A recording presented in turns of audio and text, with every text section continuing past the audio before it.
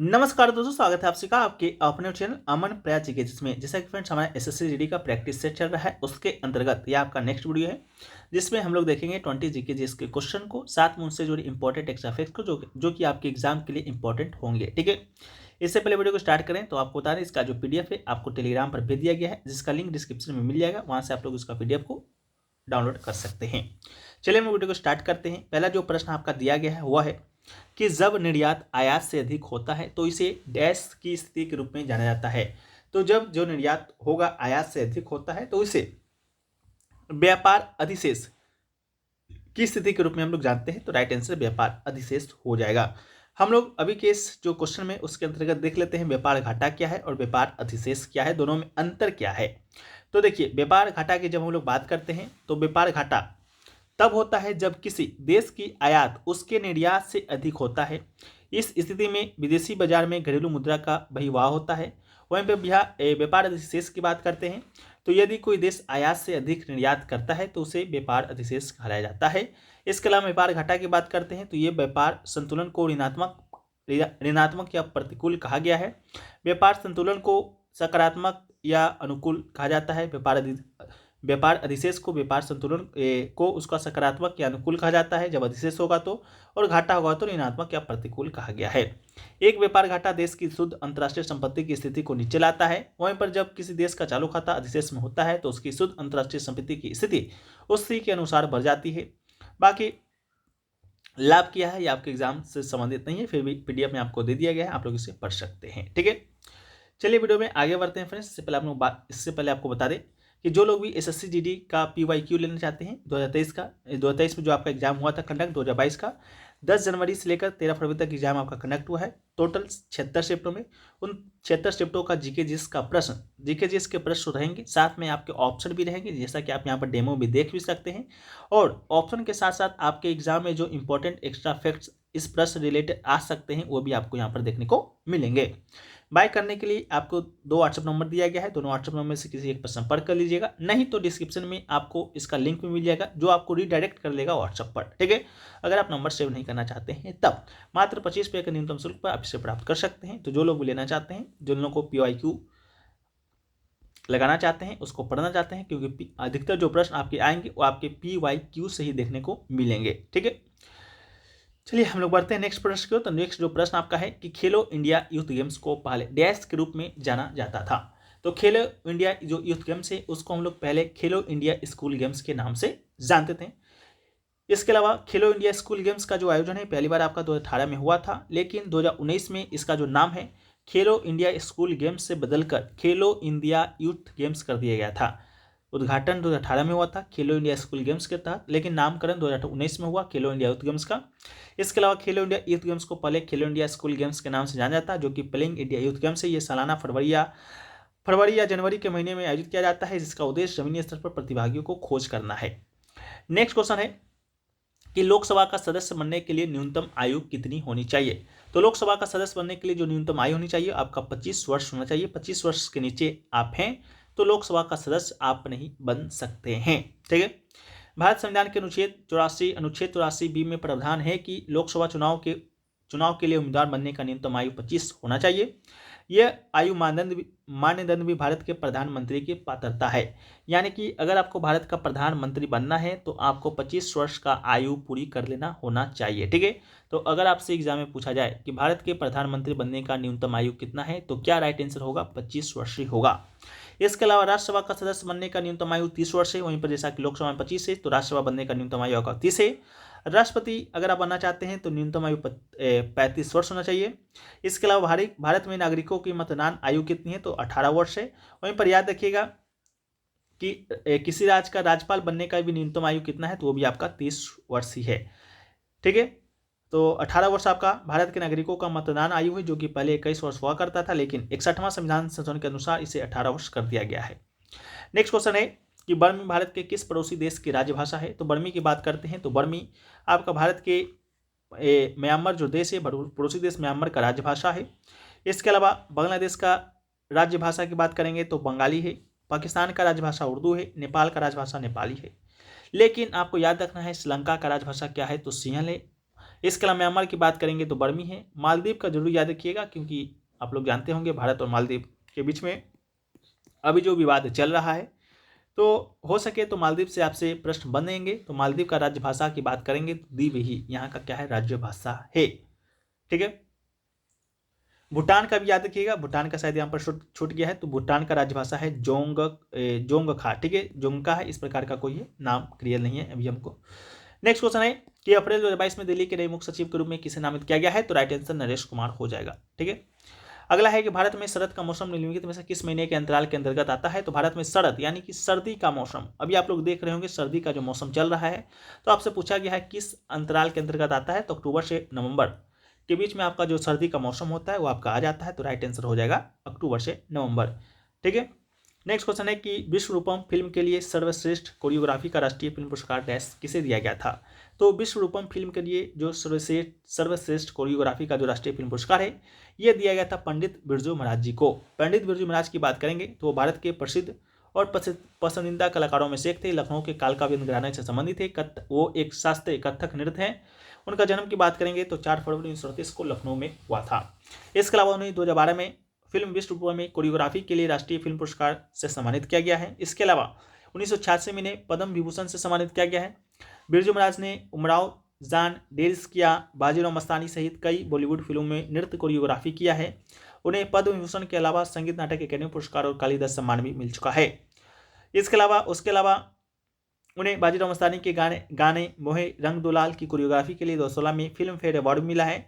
इसके साथ ही उन्होंने बनारस हिंदू विश्वविद्यालय, खैरागढ़ विश्वविद्यालय से डॉक्टरेट की मानद उपाधि भी प्रदान की गई है। नेक्स्ट क्वेश्चन है कि किसी भी क्षेत्र का दाब एवं पवन तंत्र किस पर निर्भर करता है, तो किसी क्षेत्र का जो दाब या पवन तंत्र है वो आपका स्थान का अक्षांश और ऊंचाई पर निर्भर करता है। तो इसका राइट आंसर हो जाएगा किसी भी क्षेत्र का वायुदाब पवन तंत्र उस क्षेत्र के अक्षांश तथा ऊंचाई पर निर्भर करता है। वायुदाब एवं पवन तंत्र तापमान और वर्षा के वितरण को प्रभावित करता है। नेक्स्ट क्वेश्चन है कि भारतीय राष्ट्रीय कांग्रेस का स्थापना कब हुआ था, तो भारतीय राष्ट्रीय कांग्रेस की बात करेंगे जिसे शॉर्ट फॉर्म में हम लोग इंडियन INC कहते हैं। आई से इंडियन, एन से नेशनल, सी से कांग्रेस, जिसकी स्थापना हुआ था आपका 1885 में। 1885 में हुआ था, किस दिन हुआ था, तो 28 दिसंबर को हुआ था। 28 दिसंबर 1885 को भारतीय राष्ट्रीय कांग्रेस का पहला सत्र बॉम्बे में आयोजित किया गया था और 31 दिसंबर तक ये जारी रहता है। इसकी शुरुआत एक सेवानिवृत्त British civil surgeon Allan Octavian Hume के द्वारा किया गया था, यानी कि AO ह्यूम के द्वारा इसका स्थापना किया गया था। ठीक है। पहला जो सत्र आयोजित हुआ था कहाँ पर हुआ था, बॉम्बे में हुआ था। इस बात को याद रखिएगा। जिसकी अध्यक्षता किसने किया था, तो व्योमेश चंद्र बनर्जी। ठीक है, व्योमेश चंद्र बनर्जी ने इसकी अध्यक्षता जो कि किया था। पहले जो इसका सत्र जो हुआ था इसमें कुल 72 प्रतिनिधियों ने भाग लिया था। नेक्स्ट क्वेश्चन है कि कंपनी संशोधन विधेयक 2020 को लोकसभा में किस मंत्री के द्वारा पेश किया गया था, अनुराग सिंह ठाकुर के द्वारा पेश किया गया था। अनुराग सिंह ठाकुर की बात करते हैं तो वर्तमान में ये आपके खेल मंत्री हैं। नेक्स्ट क्वेश्चन है कि अनुच्छेद डैश से डैश अन्य बातों के साथ साथ राष्ट्रपति की योग्यता, कार्यों और उनके कार्यकाल, निर्वाचन, पूर्ण निर्वाचन की विधि, महाभियोग का वर्णन करते हैं।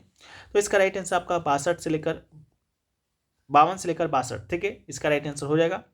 भारतीय राष्ट्रपति राज्य का प्रमुख होता है, उसे भारत का प्रथम नागरिक भी कहा जाता है। यह संघ कार्यकारिणी का एक हिस्सा है जिसके प्रावधान अनुच्छेद 52 से लेकर 68 में राष्ट्रपति से संबंधित अनुच्छेद 52 से लेकर 62 तक दिया गया है। इन अनुच्छेदों के अंतर्गत राष्ट्रपति का चुनाव कैसे किया जाता है, उसकी शक्तियाँ क्या हैं, उनके कार्य क्या हैं, महाभियोग की प्रक्रिया क्या है, उनकी जानकारी दी गई है।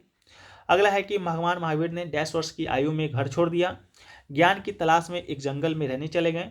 तो भगवान महावीर ने 30 वर्ष की आयु में घर छोड़ दिया था और ज्ञान की तलाश में एक जंगल में रहने चले गए थे। महावीर जैन की बात करते हैं तो भगवान महावीर की बात करते हैं तो जो जैन धर्म है उसके 24वें तीर्थंकर हुआ करते थे। इसके अलावा 23वें तीर्थंकर आपके पार्श्वनाथ जी थे, उन्हीं के आध्यात्मिक उत्तराधिकारी थे महावीर स्वामी जी। इसके अलावा महावीर का जन्म 6वीं शताब्दी ईसा पूर्व के शुरुआत भाग में प्राचीन भारत में एक शाही क्षत्रिय जैन परिवार में हुआ था। भगवान महावीर ने 12.5 वर्ष तक गहन अध्ययन किया, घोर तपस्या किया। उन्होंने 30 वर्ष तक प्रचार किया। 6वीं शताब्दी ईसा पूर्व में मोक्ष की प्राप्ति की। महावीर को वह व्यक्ति माना जाता है जिन्होंने जैन धर्म को उसका वर्तमान रूप दिया था। महावीर जिन्हें वर्धमान के नाम से जाना जाता है 23वें तीर्थंकर के आध्यात्मिक उत्तराधिकारी थे। 23वें तीर्थंकर कौन थे, पार्श्वनाथ जी थे, इसको याद रखिएगा। इसके अलावा उनका जन्म 6वीं शताब्दी ईसा पूर्व में प्राचीन भारत में एक शाही क्षत्रिय जैन परिवार में हुआ था। उनके अनुयायी जैन कहलाते हैं। नेक्स्ट क्वेश्चन है कि निम्नलिखित में से किस नियम के अनुसार विद्युत धारा द्वारा उत्पन्न ऊष्मा चालक के प्रतिरोध धारा के वर्ग और इसके प्रवाहित होने के समय के समानुपाती होती है। इसका राइट आंसर आपका जूल का नियम या जूल नियम हो जाएगा। जूल के तापन नियम की बात करते हैं तो इसमें कहा गया है कि जब भी विद्युत धारा जिसे कि I से डिनोट किया जाता है, समय को T से डिनोट किया जाता है, के प्रतिरोध को R से वाले चालक से होकर गुजरता है, तब चालक के द्वारा उत्पादित ऊष्मा विद्युत धारा के वर्ग, प्रतिरोध और समय के गुणन के बराबर होती है। नेक्स्ट क्वेश्चन है, ड्रे अरुणाचल प्रदेश का एक कृषि उत्सव है, यह डैश के महीने में मनाया जाता है। तो याद रखिएगा जो ड्रे आपका फेस्टिवल है ये आपका कहाँ मनाया जाता है, अरुणाचल प्रदेश में मनाया जाता है। आपसे डायरेक्ट इस प्रकार क्वेश्चन बनेंगे, लेकिन अभी मना है कि किस महीने मनाया जाता है, तो ये आपका जुलाई महीने मनाया जाता है। इसका राइट आंसर आपका जुलाई हो जाएगा। ड्रे महोत्सव अरुणाचल प्रदेश में मनाया जाने वाला एक प्रसिद्ध फसल पैदावार का उत्सव है। ड्रे महोत्सव मूल रूप से फसल कटाई का त्यौहार है जो कि अरुणाचल प्रदेश में मनाया जाता है। अगला है, केंद्रक झिल्ली के द्वारा केंद्रक को डैश से अलग किया जाता है। तो जो केंद्रक झिल्ली होता है, केंद्रक झिल्ली के द्वारा केंद्र को कोशिका द्रव से अलग किया जाता है। राइट आंसर कोशिका द्रव होगा। एक कोशिका सभी जीवित जीवों के जीवन की एक बुनियादी संरचनात्मक और क्रियात्मक इकाई होती है। इसके अलावा एक कोशिका में विभिन्न कोशिका अंग होते हैं, जिसे कि सूत्रकणिका, जिसे कि माइटोकॉन्ड्रिया का नाम जानते हैं, क्लोरोप्लास्ट, अंतःद्रव्यीय जालिका, केंद्रक आदि होते हैं। इसके अलावा प्रत्येक अंगक एक विशिष्ट कार्य करता है जो कोशिका के समुचित कार्य के लिए आवश्यक होता है। केंद्रक की बात करते हैं जिसे कि इंग्लिश में न्यूक्लियस कहा जाता है, एक महत्वपूर्ण अंग है जो लगभग सभी प्रकार की कोशिकीय गतिविधियों को विनियमित करने के लिए उत्तरदायी होता है। केंद्रक में एक दोहरे परत का आवरण होता है जिसे केंद्रक झिल्ली या केंद्रक आवरण कहा जाता है, जो केंद्रक को कोशिका द्रव से अलग करता है। केंद्रक झिल्ली में छिद्र होते हैं जो पदार्थ को केंद्रक के अंदर से उसके बाहर अर्थात कोशिका द्रव में स्थानांतरित करने की अनुमति देता है।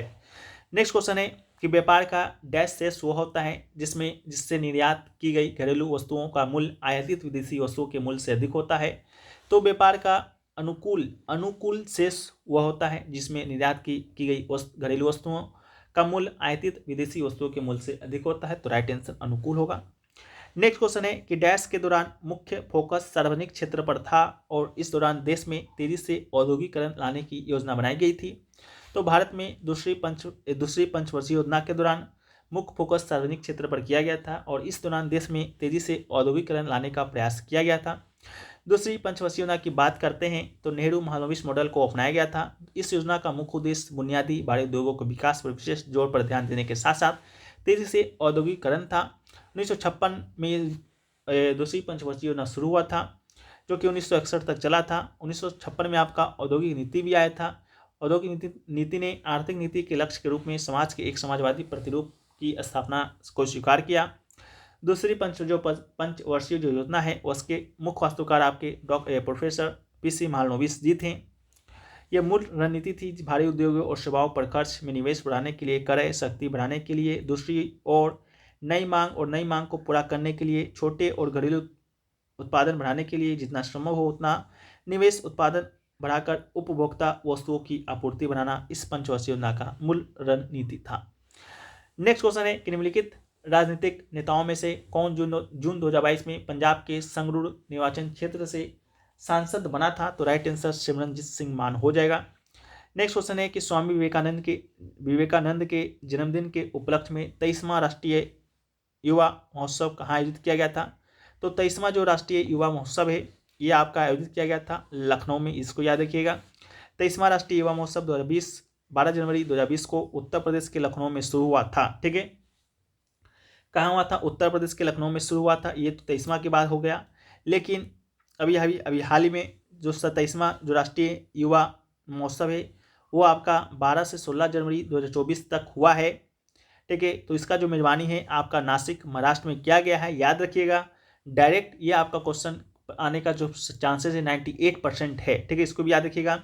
12 जनवरी को हम लोग राष्ट्रीय युवा दिवस मनाते हैं स्वामी विवेकानंद जी के जयंती पर। ठीक है, तो आपका जो 27वां राष्ट्रीय युवा महोत्सव है पहली बार 2024 में आयोजित किया गया था 12-16 जनवरी के बीच। कहाँ पर हुआ था, नासिक महाराष्ट्र में हुआ था। नेक्स्ट क्वेश्चन है कि संगीत नाटक अकेडमी के द्वारा मई 2022 तक कितने भारतीय नृत्यों को शास्त्रीय नृत्य के रूप में मान्यता दिया गया है। तो संगीत नाटक अकेडमी के द्वारा मई 2022 तक की बात करेंगे तो 8 शास्त्रीय नृत्यों को आपका शास्त्रीय नृत्य का दर्जा प्रदान किया गया है। तो 8 शास्त्रीय नृत्य कौन कौन से हैं, तो 8 हैं आपका। एक तो है भरतनाट्यम, जो कि आपका तमिलनाडु का शास्त्रीय नृत्य है, जिसे कि दास्यट्टम के नाम से भी जानते हैं। और जो भरतनाट्यम है, इसका जो जिक्र है आपका भरत मुनि का एक पुस्तक है नाट्य शास्त्र, उसमें भी इसका जिक्र मिलता है। यहाँ सभी प्रश्न आपके एग्जाम में पूछे जा चुके हैं। अगला है कथक, जो कि उत्तर पश्चिम और मध्य भारत से संबंधित है। इसके अलावा अगला है कथकली, जो कि आपका केरल से संबंधित है। चौथा आपका है कुचिपुड़ी, जो कि आंध्र प्रदेश से संबंधित है। यहाँ पर याद रखिएगा कि आंध्र प्रदेश में एक आपका जिला है कृष्णा जिला में एक आपका गांव है कुचिपुड़ी, उसी गांव के नाम पर आपका शास्त्रीय नृत्य का नामकरण किया गया है। अगला है आपका ओडिसी, जो कि आपका 5वां है। मणिपुरी आपका 6ठा है, जो कि मणिपुर का है। सतरिया की बात करेंगे, इससे पहले आपका मोहिनीअट्टम की बात करेंगे तो 7वां है। सतरिया की बात करेंगे तो 8वां है। सतरिया नृत्य को वर्ष 2000 ईस्वी में आपका शास्त्रीय नृत्य का दर्जा प्रदान किया गया था। लेकिन यहाँ पर याद रखिएगा कि जो छऊ है, जो कि आपका पूर्वी भारत का एक नृत्य कहिए या संस्कृति मंत्रालय के द्वारा मान्यता प्राप्त शास्त्रीय नृत्य कहिए। ठीक है, आपसे पूछा जाएगा भारत के संस्कृति मंत्रालय के द्वारा कितने नृत्यों को शास्त्रीय नृत्य का दर्जा प्रदान किया गया है, तो उसमें आपको 9 बताना है। लेकिन आपसे पूछा गया था संगीत नाटक अकेडमी के द्वारा, तब आपका राइट आंसर 8 ही होगा। छऊ की बात करते हैं तो जो छऊ है, जो कि पूर्वी भारत का एक शास्त्रीय नृत्य है। छऊ आपका अलग अलग 3 राज्यों में अलग अलग नामों से जाना जाता है। एक आपका है झारखंड, ठीक है, झारखंड में भी आपका जो छऊ है वो आपका किया जाता है। लेकिन झारखंड में आपका छऊ सरायकेला छऊ के नाम जानते हैं, इसे सरायकेला छऊ के नाम से। इसके अलावा आपका पश्चिम बंगाल में भी छऊ को किया जाता है, लेकिन पश्चिम बंगाल में इसका नामकरण है पुरुलिया छऊ। ठीक है, पुरुलिया छऊ। इसके अलावा उड़ीसा में भी आपका छऊ किया जाता है, जिसका नाम है मयूरभंज छऊ। ठीक है, इसको याद रखिएगा। तो ये आपका 20 क्वेश्चन रहा। आशा करते हैं वीडियो आपको पसंद आया है। वीडियो पसंद आया तो वीडियो को लाइक कर दीजिएगा, चैनल पर नए हो चैनल को सब्सक्राइब कर दीजिएगा। और SSC DD का 2023 का जो एग्जाम हुआ है, 2022 का 23 में जो एग्जाम कंडक्ट हुआ है, उसका PYQ लेना चाहते हैं तो आप इसे ले सकते हैं। व्हाट्सएप नंबर पर संपर्क कर लीजिएगा। मिलते हैं हम लोग नेक्स्ट वीडियो में, जब तक के लिए जय हिंद।